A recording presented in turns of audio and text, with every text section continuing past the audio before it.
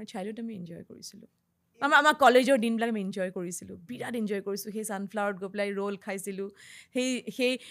Kanter বুলি কওঁ তেতিয়া চিটি বাছ বুলি নকওঁ কেণ্টাৰ। কেণ্টাৰত আমি উঠি পেলাই কি বুলি কয়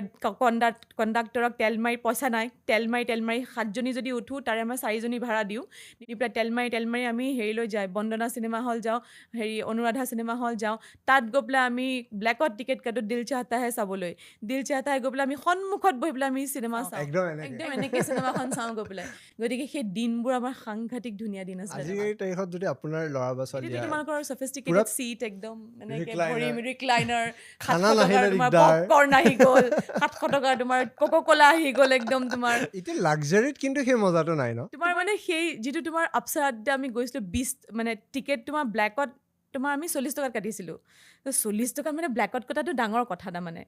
আৰু তাৰপিছত তোমাৰ 40 আমি চব গণো তাৰমানে 40 টকা ব্লেকত কিয় কিনিব কাৰণ হাউচফুল হৈ যায় নহয় আৰু আমি হাউচফুলতে চাবলৈ যাম তাৰমানে